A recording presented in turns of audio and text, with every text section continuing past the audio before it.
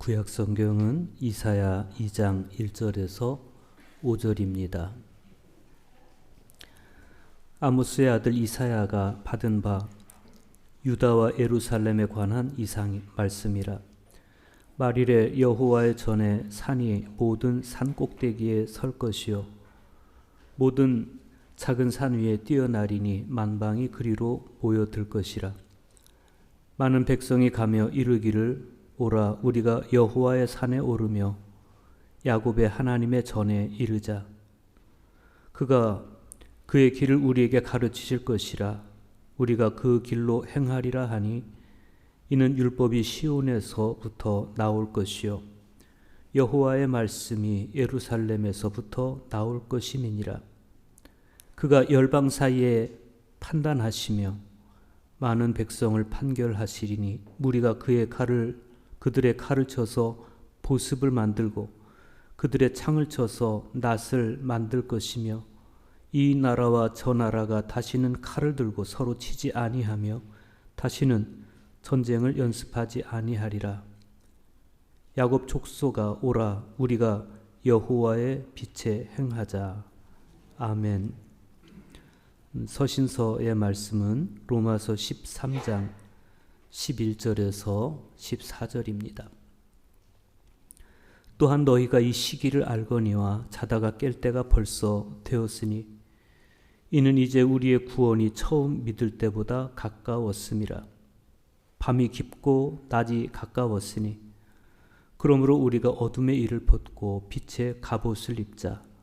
낮에와 같이 단정히 행하고 방탕하거나 술 취하지 말며 음란하거나 호색하지 말며 다투거나 시기하지 말고 오직 예수 그리스도로 옷 입고 정욕을 위하여 육신의 일을 도모하지 말라. 아멘. 복음서의 말씀은 마태복음 24장 36절에서 44절입니다. 그러나 그날과 그때는 아무도 모르나니 하늘의 천사들도 아들도 모르고 오직 아버지만 아시느니라. 노아의 때와 같이 인자의 임함도 그러하리라.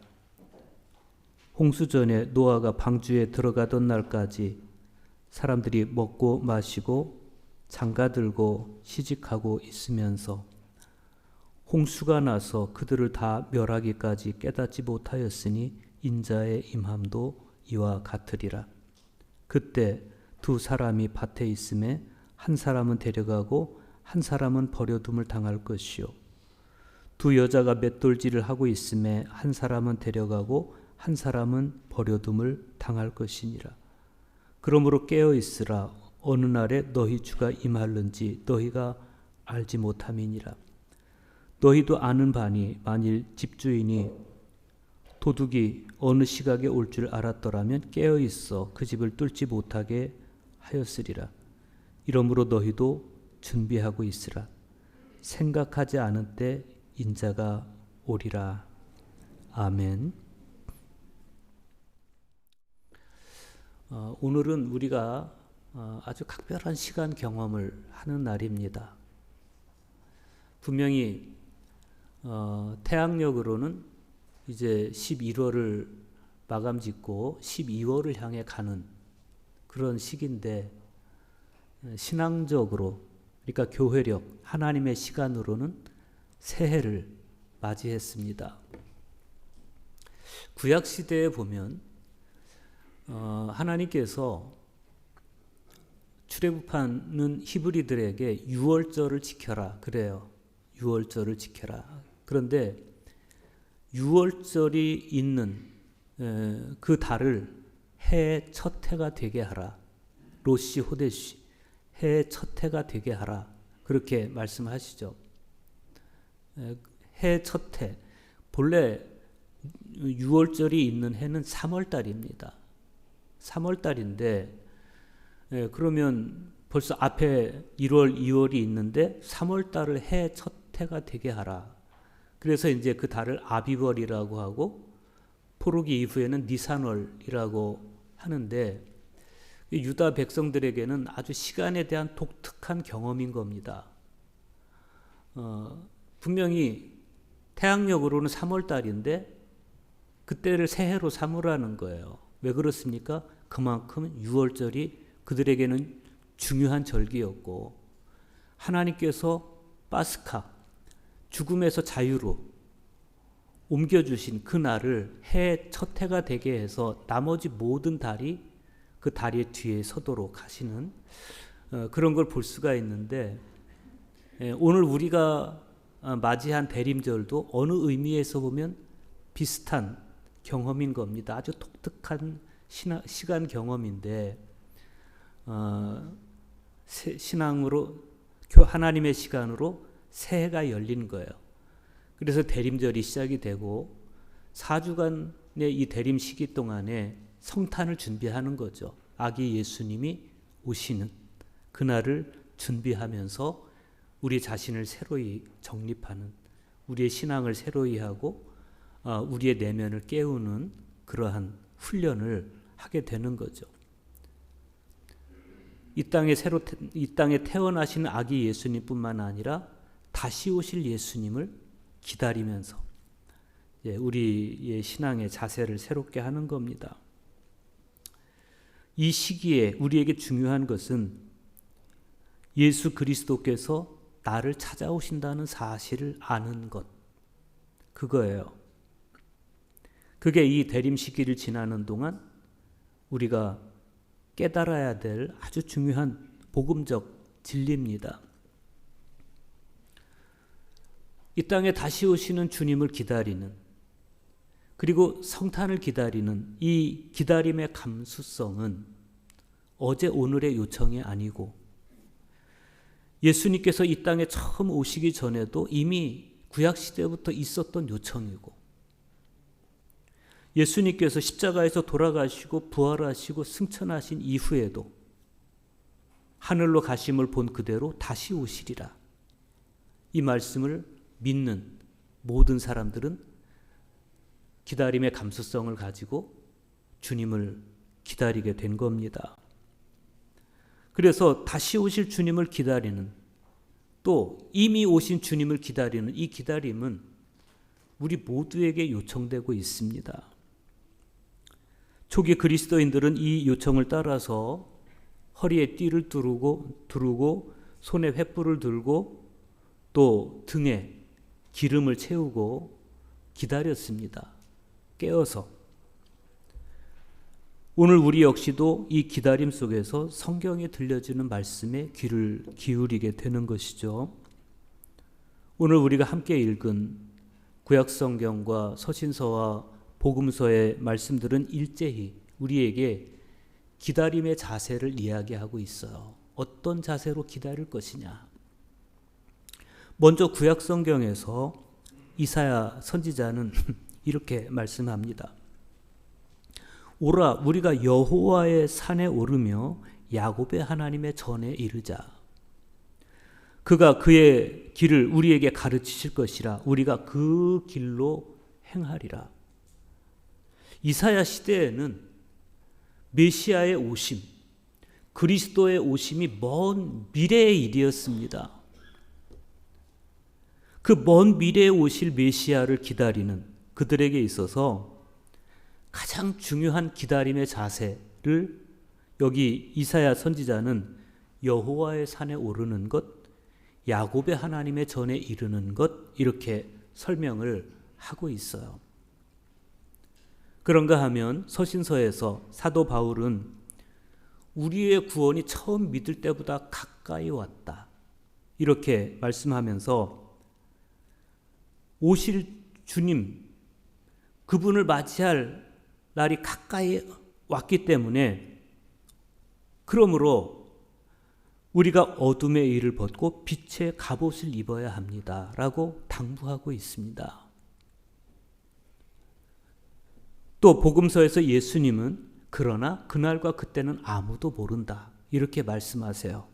그러면서 이러므로 너희도 준비하고 있으라. 생각지 않을 때 인자가 오리라. 오늘 성령님께서 우리 가운데 임재하셔서 오늘 읽은 이 말씀들이 여러분들 가슴마다 다 깨달아지고, 그래서 말씀으로부터 비롯되는 오실 예수님을 기다리는 설렘, 그리고 기다림, 긴장감, 이것이 우리의 내면에 있어서 이 긴장감 안에서 주님을 기다리는 걸음을 걷게 되기를 축복합니다. 복음서의 말씀을 먼저 보겠습니다. 마태복음 24장 36절 보십시오. 그러나 그날과 그때는 아무도 모르나니 하늘의 천사들도 아들도 모르고 오직 아버지만 아시느니라. 마태가 전해주고 있는 오늘 복음서의 말씀은 그날과 그때는 아무도 모르나니 라는 말씀으로 시작이 되죠. 예수님의 이 말씀은 제자들의 질문에 대한 대답이에요. 4절로부터 34절까지 이 전에 전개된 말씀을 보면 인자의 재림과 종말적 심판의 때에 대해서 제자들이 묻는 장면이 나와요. 예수님께. 대답의 질문의 요지는 그런 일이 언제 있겠냐는 거예요. 좀 더 구체적으로는 몇 년, 몇 월, 며칠에 그런 일이 있겠냐는 겁니다. 여기서 그날과 그때는 문자적으로 그날과 그 시간을 의미하는 거예요. 어느 날, 어느 시간에 그 종말의 사건이 있겠느냐. 언제 인자 되신 예수 그리스도께서 다시 오시겠느냐. 그걸 묻는 거예요. 그런데 주님 다시 오실 그 날과 그 시간을 묻는 제자들의 질문에 대한 주님의 대답은 알 수 없다는 겁니다. 그러니까 예수님의 이 대답의 속뜻을 헤아려 보자면 그런 거예요. 하늘의 천사들도 모르고 하나님의 아들인 나도 모르는 그 시간과 때에 대해서 알려고 하지 말아라. 그런 거예요. 굳이 알려고 하지 말아라. 한 걸음 더 나아가서 그날과 그때를 아무도 모른다. 주님의 이 말씀은 예기치 않은 때 온다. 이 말씀으로 우리에게 또 들려오죠. 사도 바울은 데살로니가전서 5장 1절로부터 3절에서 이렇게 말씀해. 형제들아, 때와 시기에 관하여는 너희에게 쓸 것이 없음은 주의 날이 밤에 도둑같이 이를 줄을 너희 자신이 자세히 알기 때문이라. 그들이 평안하다 안전하다 할 그때 임신한 여자에게 해산의 고통이 이름과 같이 멸망이 갑자기 그들에게 이르리니 결코 피하지 못하리라. 이때의 키워드는 심판이에요. 주님이 다시 오실 날 도적같이 임하신다. 그래서 그리스도인들은 밤에 도적같이 임할 그날을 대비해서 매일 매 순간을 깨어 있어야 된다는 겁니다.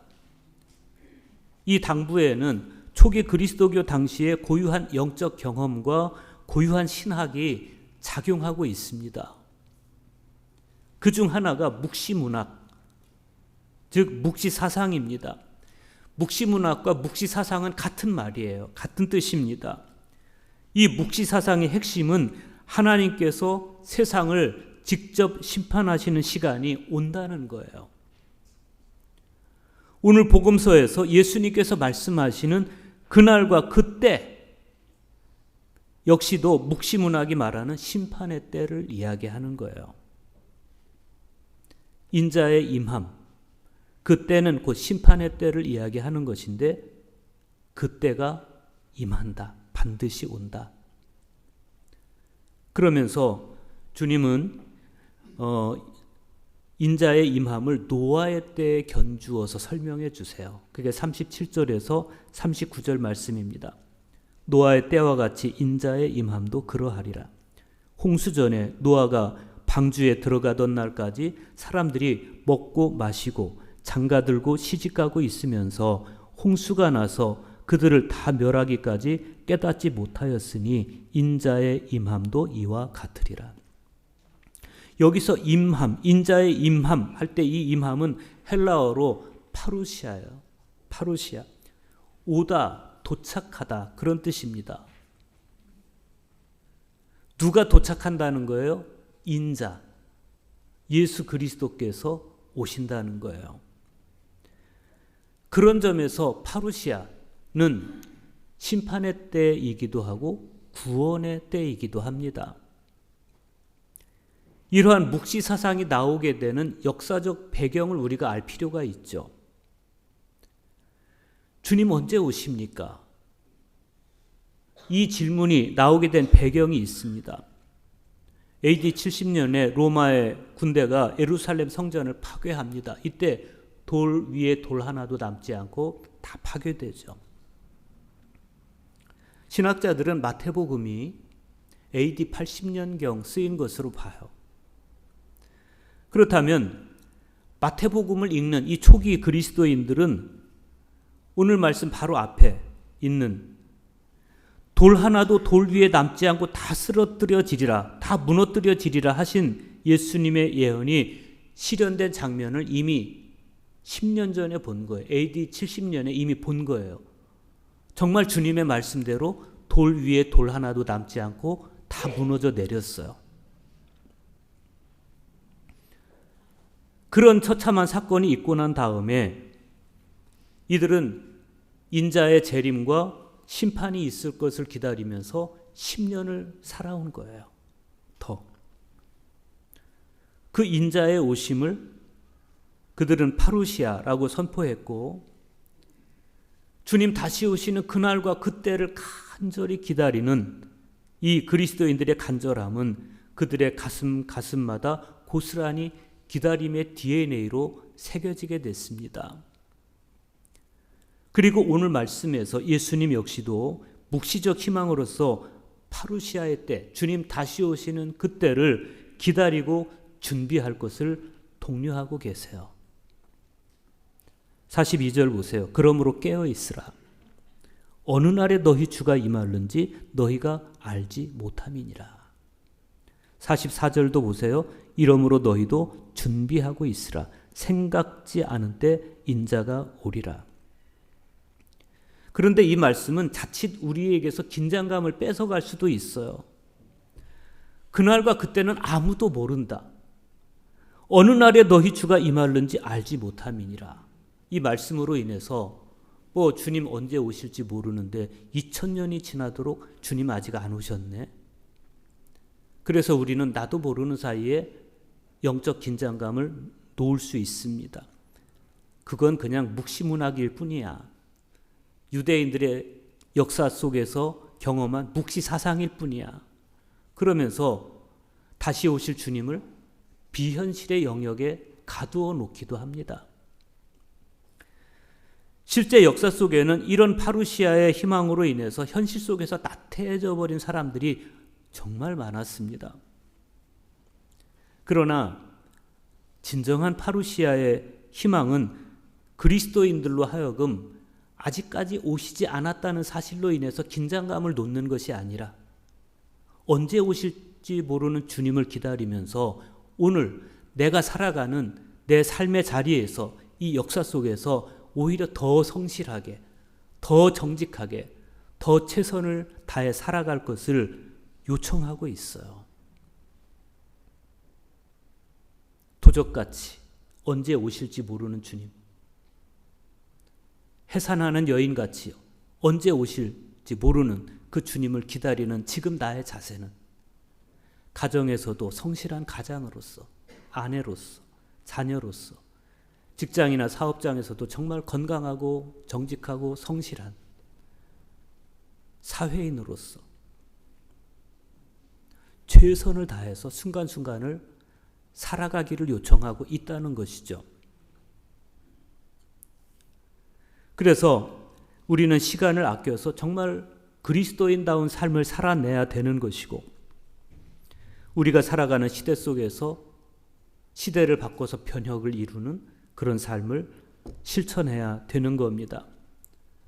그리고 한 걸음 더 나아가서 진정하고 참된 파루시아의 희망은 현실만이 아닌 현실을 넘어선 궁극적이고 본질적인 생명의 세계를 희망하게 하고, 그 궁극적인 생명의 세계는 우리의 힘이 아니라 인자의 힘, 즉 예수 그리스도를 통해서만 가능하다는 사실을 인정하기 때문에 그분의 다시 오심을 우리는 이 땅에서 고대하고 기다릴 수밖에 없는 것입니다. 오늘 복음서를 기록한 마태를 비롯해서 모든 공간 복음서의 기자들이 바로 그 사실을 이야기하고 있습니다. 우리는 예수님의 말씀을 잊지 말아야 됩니다. 노아의 때와 같이 인자의 임함도 그러하리라. 노아의 때, 이 때를 우리가 면밀하게 볼 필요가 있어요. 여러분, 노아의 때 하나님께서 이들을 홍수로 멸망시킨 것은 그들이 그 순간에 뭔가 대단하게 범죄했기 때문에 그런 게 아니에요. 그들이 타락했기 때문에, 그들이 범죄했기 때문에 홍수가 그들을 휩쓸어 갔다고 성경은 이야기하지 않아요. 주님은 그들이 타락한 것이 아니라 그들의 일상에 관해서 이야기하고 계십니다. 그들은 일상 속에서 먹고 마시고 시집가고 장가갔습니다. 그게 죄입니까? 아니에요. 일상 속에서 밭을 메고 일상 속에서 맷돌질을 합니다. 이게 잘못된 겁니까? 아닙니다. 그들은 잘 살았습니다. 그런데 왜 그들이 홍수가 그들을 휩쓸어 갔습니까? 왜 그렇게 됐습니까? 그들이 아무 일도 일어나지 않을 것이라는 평소의 무관심의 굴레를 벗어나지 않았기 때문에 그래요. 주님은 그들이 벌인 어떤 부도덕한 일이나 나쁜 행동, 그런 것이 아니라 너무 평범한 일상 속에서 그들이 나태했음을 이야기하고 계시는 겁니다. 노아가 방주에 들어가던 그 순간에도, 홍수가 일상을 덮쳐오던 그 순간에도 사람들은 무관심과 안일한 삶의 태도를 버리지 않았어요. 심판이 닥치는 그 순간까지 사람들이 밭을 메고 맷돌질을 하는 모습, 여러분, 이 굉장히 평화로운 모습이에요. 어느 화가가 그림으로 그린다든가, 어느 사진 작가가 사진으로 찍는다든가, 어느 시인이 그 장면을 이야기한다면 굉장히 평화롭고 아름다운 장면으로 묘사를 할 겁니다. 그런데 그 평화로운 분위기를 깨고 사건이 일어나요. 10월 29일 사태도 그렇죠. 전혀 예상하지 않은 그때 사건이 일어났어요. 거기 죽으러 간 사람이 누가 있어요? 다 즐거운 시간을 보내려고 갔지. 그런데 우리 시간 경험이라는 게 그렇습니다. 처음에 그 사건을, 주일 아침에 그 사건을 처음 접했을 때 별로 슬프지 않았어요. 별로 슬프지 않아서 제 마음이 의심스럽기도 했습니다. 심지어 예배 시간에 여러분과 웃기도 했습니다. 그날 저녁에 집에 가서 왜 그랬을까? 그 슬픈 사건을 두고 왜 나는 아직 슬프지 않지? 그랬어요. 슬플 대상도 안 보였고 누구를 향해서 슬퍼해야 될지 누구를 위로해야 될지도 몰랐어요. 그냥 사건이 일어났다는 것만 알고 있어요. 그런데 사람들이 눈에 보이기 시작하고 이름이 들려지기 시작하고 비로소 우리의 슬픈 감정이 표현이 되기 시작을 합니다. 눈물이 나고. 그런데 우리가 시간의 흐름 속에서도 그걸 경험하는 거예요. 대개 그 유족들 이야기도 그래요. 어제 유족들의 그 이야기를 들으면서 처음에는 몰랐다. 처음에는 이 실감이 안 나는 거예요. 문 열고 들어올 것 같다는 거죠. 그런데 시간이 점점 지나면서 빈 공간이 자꾸만 눈에 보이기 시작하고 와야 될 때 아이가 오지 않기 시작하고 그러면서 시간 속에서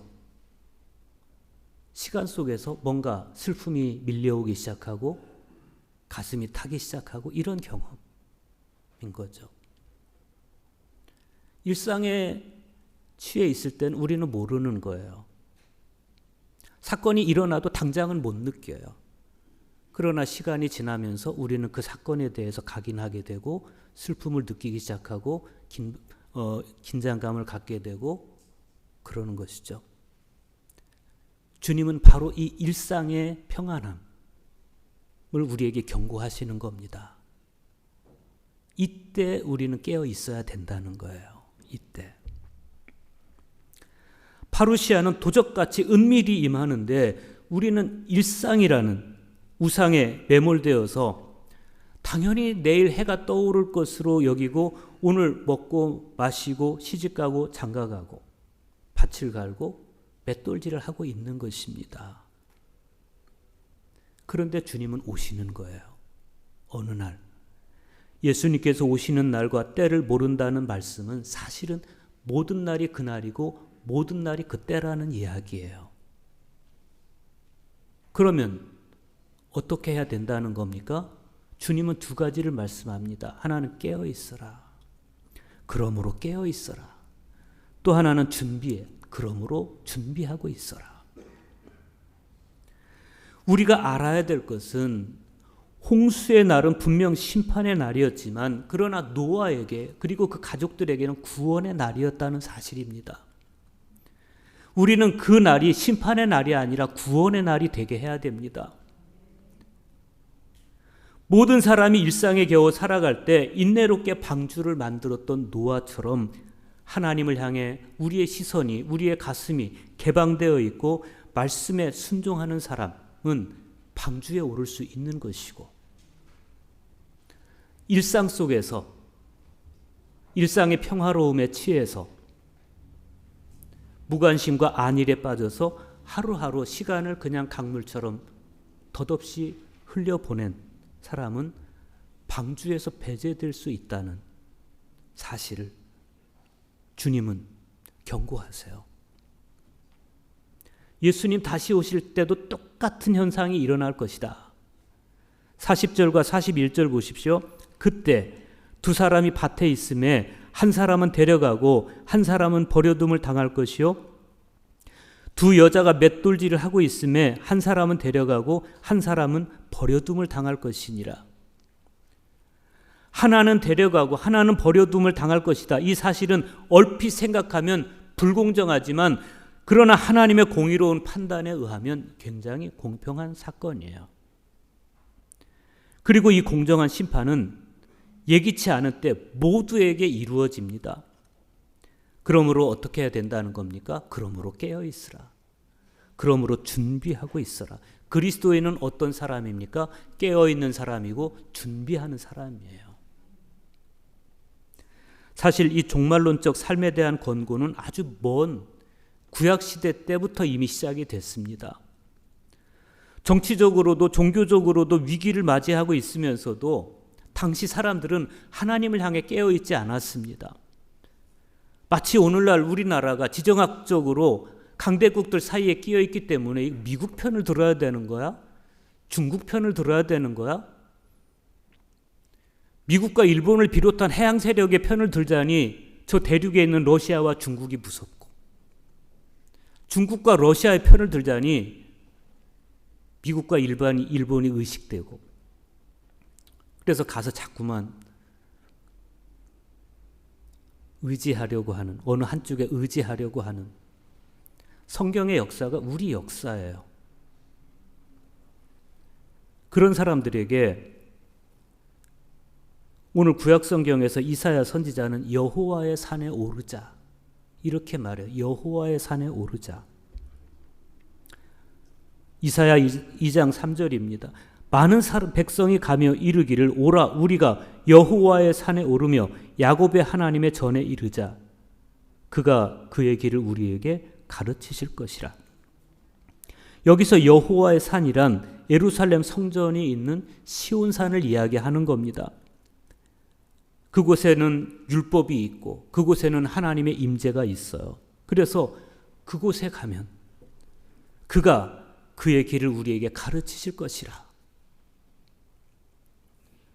그래서 여호와의 산에 오르고 야곱의 하나님의 전에 이르려는 행동은 하나님께로 돌아가고자 하는 아주 절박한 몸부림입니다.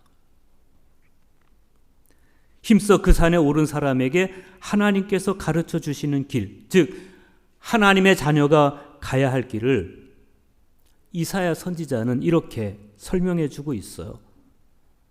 칼을 쳐서 보습을 만들고 그들의 창을 쳐서 낫을 만들 것이며 이 나라와 저 나라가 다시는 칼을 들고 서로 치지 아니하며 다시는 전쟁을 연습하지 아니하리라.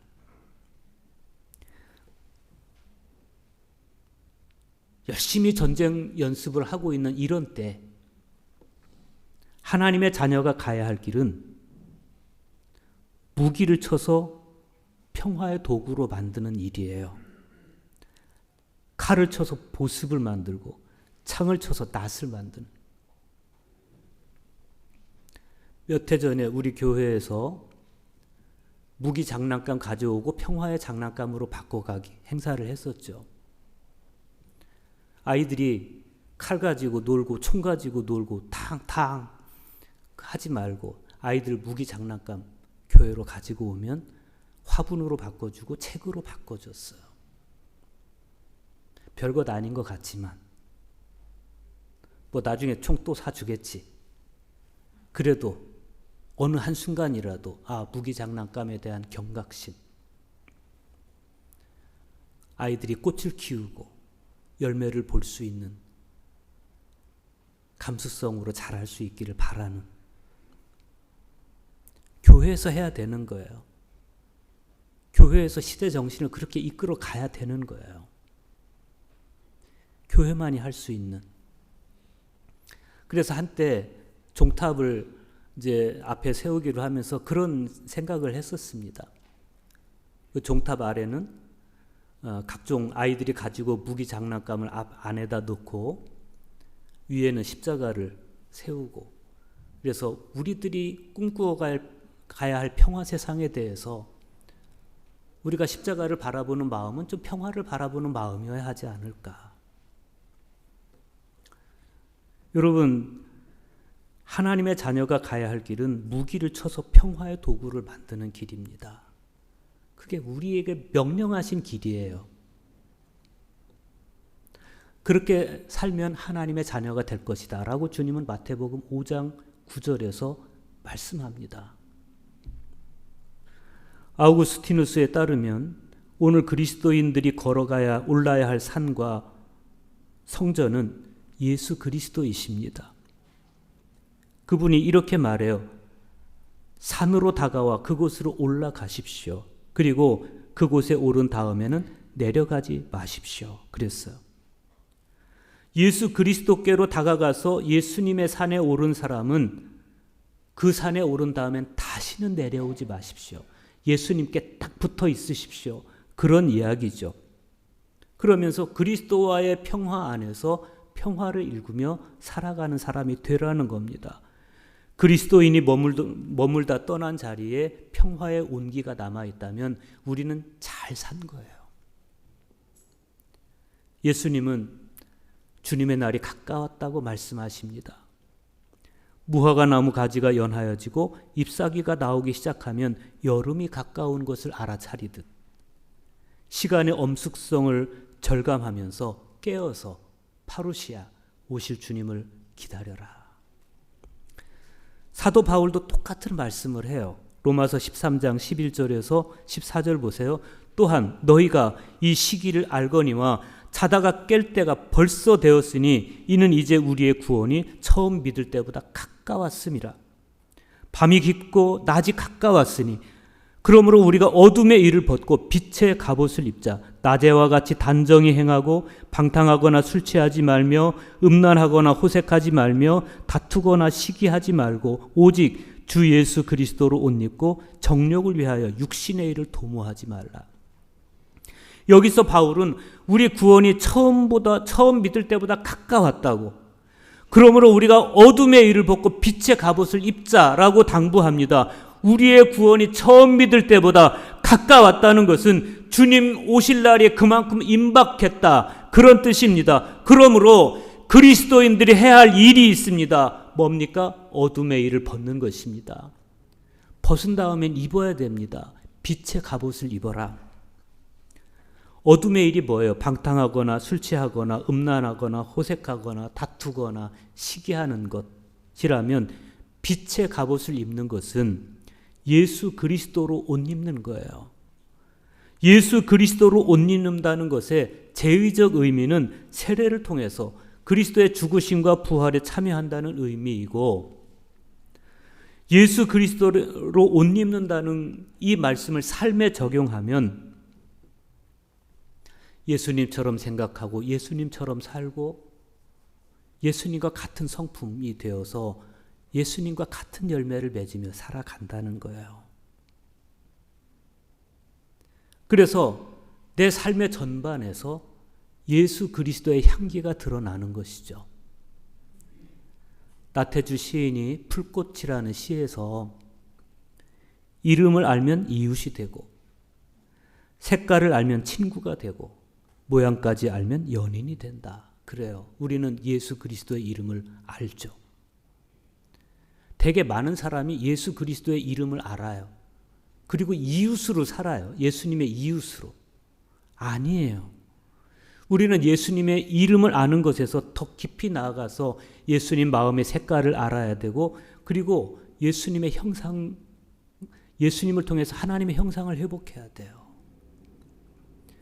그래서 내 삶이 온통 예수 그리스도로 채색돼서 우리가 그분의 연인이 될 때, 그분은 우리를 통해서 비로소 일을 하실 수가 있는 거예요.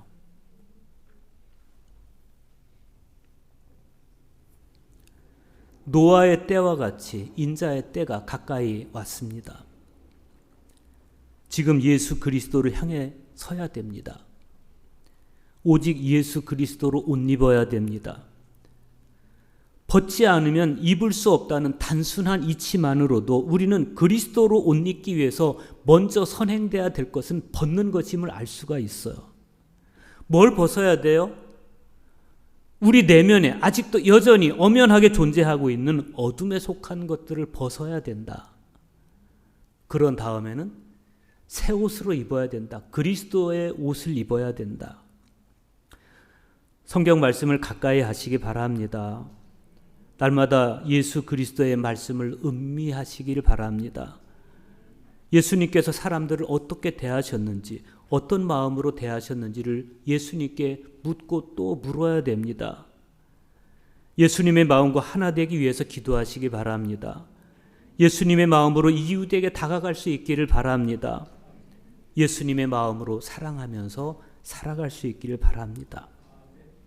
그래서 예수님을 찾는 사람들에게, 예수님을 발견하고 싶은 사람들에게 그리스도인이 이정표가 돼야 돼요. 아, 저분을 보니까 예수님 알 것 같아. 저분을 보면 꼭 예수님 보는 것 같다고. 하나님의 형상이 회복된 사람만 그런 모습을 할 수가 있는 거죠. 대림절은 그걸 연습하는 기간이에요. 그러한 삶을 훈련하는 기간입니다. 지금은 모든 것이 뒤섞여 있습니다. 참과 거짓이 뒤섞여 있고, 거룩함과 슬픔이 속됨이 뒤섞여 있고, 아름다운 것과 추한 것이 뒤섞여 있습니다. 그런 가운데 오늘 우리는 대림절을 맞이해요. 아기 예수님의 탄생을 기다리는 이 계절,